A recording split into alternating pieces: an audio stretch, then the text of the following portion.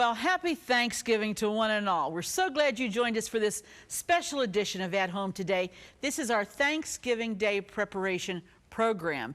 And I hope that you have a paper and pencil handy, because for the last 2 years, we have been teaching you how to do the turkey, how to clean it. First of all, how to choose, how to clean it, how to stuff it, and carve it, all of that.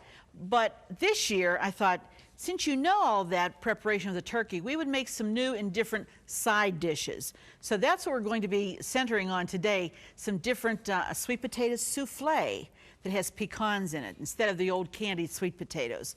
And of course, you have to have mashed potatoes and gravy.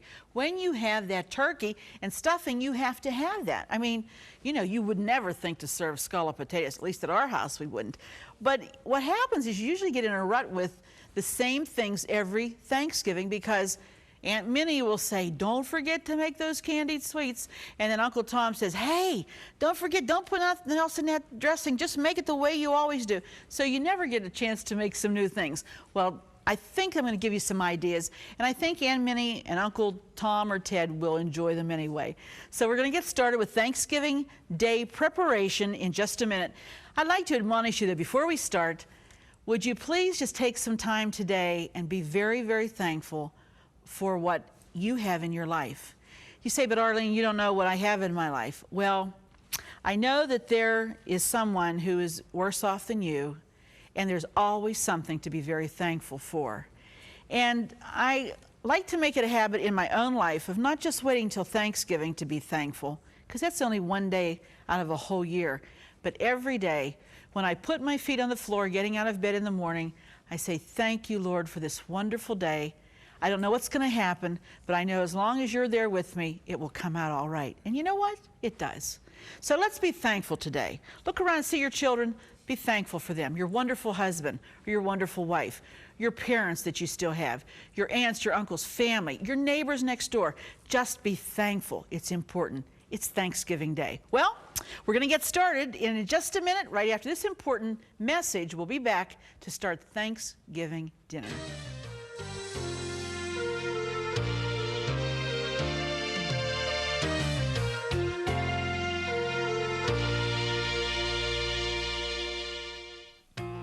Here's today's at-home hint for Thanksgiving. Keep the turkey from sticking to the roaster by placing it on a bed of celery and carrot sticks. It adds flavor to the gravy later. For updates, pictures, stories, and more, like us on Facebook. To watch hundreds of classic episodes, subscribe to us on YouTube. And to get hundreds of free recipes, visit ctvn.org/athome. Well, we're going to begin our preparations, and this first one that we're going to make is called sweet potato souffle. And what we have here is about 3 pounds of sweet potatoes that we have already cooked and mashed. We didn't put any butter or any salt and pepper, nothing like that in them. All that is there is just sweet potatoes that have been mashed. And we have them in our bowl. And the next we're going to do is take 2 eggs that have been slightly beaten. And really this is very easy because you just put everything in one bowl at one time and mix it around with a beater and put it into a wonderful casserole dish and put it in the oven, let it bake. We're going to put a topping on it. This is the kind of things I like to do, because if your Thanksgiving is like mine, it's last minute preparation all the way, because I like stuff fresh. And if you've got to play with something and keep fooling around with it, there's no time for that on a Thanksgiving day. Anyway, we're going to do that, and we're going to mix these two very well with a beater, because you want to incorporate those eggs. That's what's going to give it the souffle, or the lightness. It won't be a real heavy sweet potato taste. Okay? Now, what we want to do, mix them up real well. You can either peel your potatoes beforehand and mash them like you do a mashed potato, or you can boil them with the skins on, peel them, and then mash them. There's no salt and pepper. We haven't added anything. It's just the potatoes. All right, when they look like they're pretty well blended in, now we're going to add 1/4 cup of brown sugar. Now this is 3/4 cup, so you're going to take about 1/3 of this, and we're going to just sprinkle that in there, because the rest of it we're going to use as a topping. And let's see, we have some 1/2 cup of melted butter here, but we're just going to use 1/4 cup. And we're going to add that to our potatoes. And some salt, just a taste of salt, not too much, and some cinnamon. And we're just going to, as much as you like of that, to flavor. Whoever, if you like a lot, use a lot, and if you don't like a lot, don't. Now, when you start to mix this up, if you feel like it's too thick, because sometimes, it depends on the kind of potatoes that you get. If it seems like it's just too dry, you want to make sure that brown sugar gets incorporated really, really well. Try to get the lumps out of it. If this feels like it's dry, you can go ahead and add a little bit of orange juice. That's really a good flavor to add to sweet potatoes, is orange.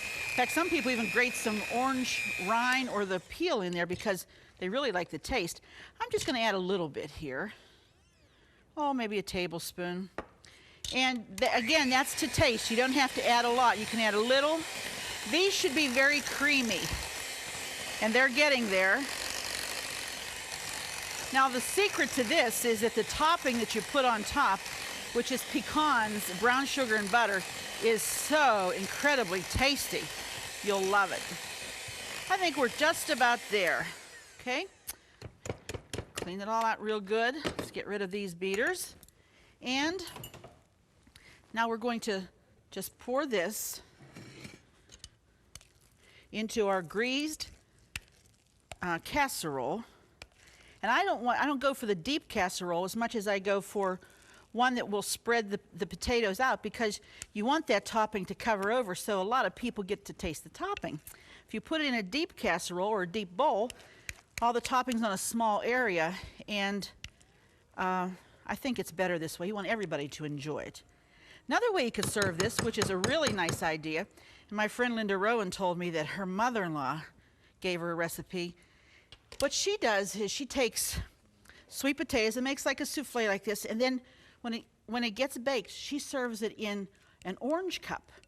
Like you take an orange and hollow it out, cut it in half and hollow it out, put some of the orange pulp in the sweet potatoes, and then when you bake it, after you bake it, when she serves it, she just puts a lot of it in little cups and sets an orange cup on a saucer, and one for each person at the table. I think that's a really nice idea. I like to try new and different things when it comes to serving and presenting the food once it has been prepared, because again, that's what whets everybody's appetite. But I'll tell you what, you don't have to worry too much about that on a Thanksgiving, at least not at our house. Everybody comes prepared and brings a large appetite. But that's what you want them, because if you've taken the time to prepare, it's nothing like someone enjoying what you have made. Well, that's just about there. Let me get rid of these. Now we're going to combine the brown sugar and some of the butter here. And these are fresh chopped pecans. We're just going to mix those together. And that's what's going to make our topping on top of our, my brown sugar has gotten a little dry here. Let's see if we can liven it up with that butter in there. I think maybe we can. But what you're just going to combine this and spread it over the top. And that will go into the oven. And that bakes for at 375 degrees for just about 20 minutes. Now, if you want to, you can drizzle the butter over the top. You can either combine it or drizzle it. Either way, it'll be fine. But I think this way, the taste gets over the whole topping, and this will be fine. Okay? Now what we're just going to take that, and this is not hot because the butter has cooled down, and just spread this all over the top. Now this will have the same flavors, I believe, except for the pecans, as your sweet potatoes your candied sweet potatoes. You want to do this evenly, get to the edges. Isn't it fun to try new things? And I always like it because then I'll say, well, do you like the one I did last year, or do you like this one better? And then they'll say, well, I liked last year, but boy, this is something new and different. And that, to me, is what it's all about, making people enjoy what you've prepared. When I get to Thanksgiving, I always remember the letter I received from the lady who said, Arlene, for 15 years, I've been making Thanksgiving dinner, and every year, my family, my boys would say, boy, this doesn't taste right, Mom. What's the matter with this? Or that doesn't taste good. Or, boy, Mom, that just doesn't taste right. And she said, I only continued to do it because I knew that I had to make a meal because that was my family and I wanted them to have a nice holiday. But she said, you know what happened? She said, I followed your recipe. I made everything that you made on the show. And she said, I felt like a queen for a day, Arlene. They kept saying, oh, Mom, this tastes so good. Oh, Mom, that's great. Oh, Mom. That's the satisfaction you get when you do something and everybody enjoys it. So I hope that you will try some of these dishes on your family, and I hope they'll enjoy them. It's really important that they're enjoying what you're making because that's your gratitude. That's your reward for all the work you go to. Well, next we're going to make a salad that my mom used to make, and it's a lime Jell-O salad. And you're going to want to use a large package of the lime Jell-O. And we will put 1 cup, I believe it's 1 cup of water. We've got our water boiling here. Again, this is a measuring cup for liquids, okay? And what I've learned, Mom always told me, Arlene, when you're going to add fruit or anything to a Jell-O, you want to go a little less on the water because if there's moisture on that fruit, sometimes it won't set up. That's just a good thing to remember. So we're going to dissolve our Jell-O with our cup of water. Okay, and to quick set this, because sometimes I'm in a hurry, sometimes you can regularly set it with the cold water in that, but then sometimes I forget and it's too much done, because you have to add some things to this. So I just use the ice cube method, which is once it's dissolved, we go ahead and put some ice cubes in here and let them dissolve. When they melt down, then you can pull out the little pieces, and it's just about ready, the right consistency that you'd want it for this dish. So I would put about the whole tray. Now, to conserve time, I'm not going to do that because we're really got so many things I want to show you. And all I'm going to do is just stir this a little bit to get this to the consistency that this should kind of be a little bit syrupy, not set. If it's set, we learned the hard way, if it's set, it just doesn't work. Mom used to make this. This was something that we would look forward to every Thanksgiving. And what you do while this is setting up, you take your 13 by 9 glass dish, and you're first of all going to put some shredded carrot. This is a great vegetable type salad. Put that's about a couple of large carrots. Just shred them down. I love the colors because this looks like harvest to me. As you can see, you always think of the orange and yellows and greens and browns during the harvest time. And we're going to take some celery. This is about a half a cup of celery. And we're just going to scatter that evenly over our pan or our dish. All right. And next what we're going to use is, this is crushed pineapple. And again, we're just going to evenly, this should be drained. And we just want to spread this evenly over our pan. I love the fruit taste with any kind of poultry like turkey or chicken. I've told you that before. It just makes a nice combination. Oranges and pineapple and that type. That's just great when it comes to poultry. So we let those, spread them a little more evenly, and they all lay in the bottom of the dish. I hope that while you're preparing some of these things that you're enjoying some of the parades that are on, because that kind of sets the tone for the holidays for me, because you think, boy, in a couple of weeks it'll be Christmas and I've got so much to do. Just enjoy today for today. Don't worry about tomorrow. Don't worry about Christmas. Don't worry about all the shopping you got to do. Let that come a day at a time, and it will. It doesn't ever skip you by, but just enjoy today for the day. Okay, we're going to take these ice cubes. Now, normally I would try, there are directions on the box for this fast, the quick set it's called. So I would probably do this a little bit longer. But to save time today, we're going to go ahead and take them out, take all the little bits of ice cubes out, and then you just have your cool Jell-O. Now what we're going to add to that is an 8-ounce package of cream cheese that has been softened. I hope that's soft enough. If not, we'll soon know. Doesn't matter. Anyway, well, here we go. You want to, I always have fun with this. You want to incorporate the cream cheese in with the Jell-O, and it makes a lime frothy look. It's very interesting, and it really looks good. Now I just turn this off and on until it starts to get incorporated, because if you don't, it'll go flying everywhere. Don't let the kids do this. This is not something the kids ought to be playing around with. We're having a little problem here with our, there we go. And just keep it going. If it splashes, you'll have to clean it up, because it's important at this point. If you let that get real cold and try to do the cream cheese with it, you'll sometimes get little bits of cream cheese everywhere. You don't want that. You have to do it when it's still a little bit warm, before it's ever got refrigerated. Then what you're going to do, now this may take a little time, and I may have to go ahead because I want to show some other things to you. What you'll do is just beat this until it's really, really creamy and frothy and almost like a mint green color. That means that all of the, well, we got a little problem going here. Let me wipe this up before it's all over my pie crust. I tell you, we need a bigger kitchen for all the things that we're trying to bring to you today, but it'll be all right. Anyway, you're going to continue to beat this.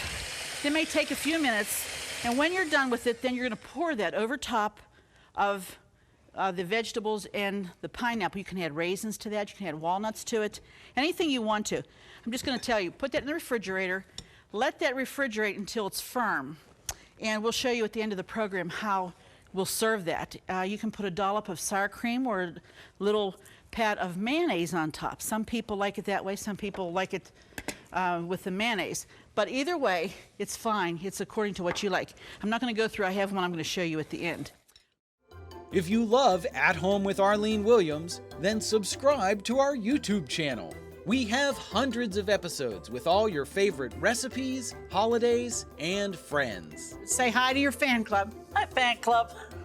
And don't forget to click the bell so you'll never miss another episode of At Home.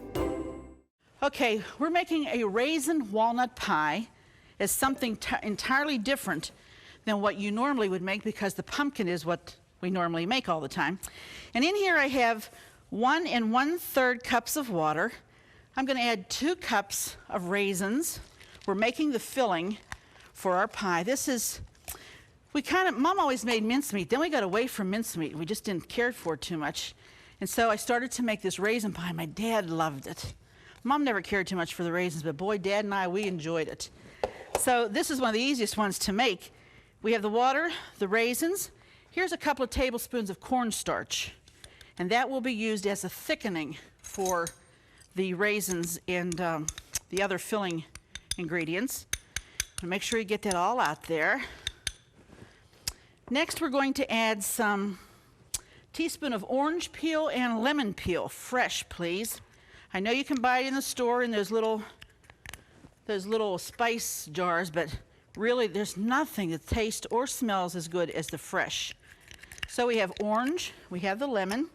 Now I'm going to add about 1/3 cup of orange juice to this. Isn't it wonderful? You just put everything in the pan at one time. And this is about 3 tablespoons of lemon juice, fresh squeezed lemon juice. Now we're going to put this on the heat, because this is going to start to cook and it's going to thicken up. Probably thicken up real fast, faster than you would even imagine.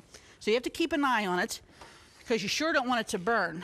But you're going to make sure that cornstarch dissolves. It's one thing that's nice about using cornstarch for a thickening. Even when you do your gravy, make sure that you use cornstarch and maybe some flour together, half and half, because the cornstarch never lumps up. You can see I put that in there with the, if I'd have put flour, there'd been little bumps of flour in there. And you can see that the orange peel and the lemon peel are floating to the top. But once this starts to cook, it'll thicken that fast and we'll have our filling made. Then we're going to add about 3/4 cup of walnuts to it, but not until it's done cooking. When it's done cooking, then we'll add the walnuts. Meanwhile, we're going to get our pie crust ready. Let's see, keep moving all these dishes over. And we're just going to take a 9-inch pie shell and we're lining it. When that gets thickened, we're going to put it in and put a crust on top. Now I want to tell you a secret. I like to use my own pie crust when I have time to make it. But I don't put myself under the pressure of coming up with a homemade pie crust on a day when you're making everything else homemade. unless you want to. If it's no problem for you and you make it real quick and easy, do it. For me, I buy those little refrigerated ones that come like this. Everybody says, oh, that's delicious crust. And I take that pressure off myself. I know I can make a pie crust, but I don't have to prove anything to anybody. Nobody's going to give you a bigger star because you made your own. They're just going to say, that pie tastes good, period. If this is going to help you not to have to drag out the Crisco, drag out the flour, do it, not to worry, okay? Nobody's going to be saying, hey, you didn't do it right. Let me show you a real neat trick, and this is fast. The kids can do this. First of all, it's called frosted grapes. And what you do, you take, we're going to use the egg whites only of, well, you can start out with 2 eggs and then go to 3 if you need to. But this is nice because the kids can feel like they have been part of getting the celebration ready. Or maybe if grandma's coming and say, oh, we're going to make these for grandma. Kids love to do this. And it's so easy. It is just the egg whites. And want to make sure you don't get any of the yellow in there. Okay? Now, you whip those with a fork until they get frothy. And have on hand a sifter full of powdered sugar and some really wonderful, you can use those great big, I think they're called Riviere grapes. They're about this big and they're as black as can be. Jordan sent them to me when they have them, and they're wonderful grapes. You can use the red seedless or the white seedless like I have here. Any kind of a grape, really, you can do this with. And this, like I said, this is something that the kids can do. Beat up the egg whites until they're frothy, just like this. And then have your grapes nice and clean and dried off. You stick the grapes down in the egg white, just like that, all right? Let the excess drop off. Now you're going to have a rack inside of a cookie sheet. You're going to lay those grapes there. Let me do a bunch of little red ones too. Okay, they're falling off. This is not what I had in mind. See if I can find another grape. Oh, I'll use this bunch. Just drop them in there, turn them around, let the excess drop off. Okay. Now, you're going to take your sifter and you're just going to start sifting over the egg white. Don't let the egg white dry until you have sifted the powdered sugar all over, and you keep turning them. Now, you have to do this a couple of times. These are called frosted grapes. Frosted grapes. And you'll turn them like that, and you'll turn them on all sides, and just keep turning them and turning them. Now, see what happens. The moisture will evaporate, and what you'll have when you're done, because you're going to keep turning these, let them dry a little bit, a couple of minutes, and then let the kids come back and dust them again. And what you'll have when you're done are little grapes that look like this, frosted grapes. They're nice. You can use them on your cornucopia, on a centerpiece. Every time I make these, the centerpiece gets eaten. Do you know what I mean? If you have bunches of these, and you can do great big bunches. Look, these are the big red seedless ones. Aren't they beautiful? And they're so appealing, and they have that little bit of sugar on them. And so people say, oh, those grapes are glorious. What did you do to the grapes? They're just called frosted grapes. Very simple, very easy to do. The other thing I would add to this meal that I wanted to show you, but I don't have time, but I can tell you about, is take some frozen tiny pearl onions. And if you want to look at them over here, I can show them to you. These are the tiny pearl onions in the frozen foods section of the Foodland markets. And what you do is go ahead and cook them according to the package direction. And don't drain them, just leave the water on. Then I add a can of baby LeSueur peas, okay? Just add them right in there. Don't let them boil. Let them come up to their nice and hot, but don't let them boil. So you have the peas and the pearl onions. And then you're going to add a chunk of butter, salt and pepper to taste. And then we're going to cream them. You cream them with some milk and some flour. And you make a paste. When they start to get real hot, you pour it in there, and they're creamed beautifully. Well, we're going to come back in just a minute with my very special guest at our Thanksgiving Day dinner table. And I'll show you everything that we've prepared in just a minute. We'll be right back.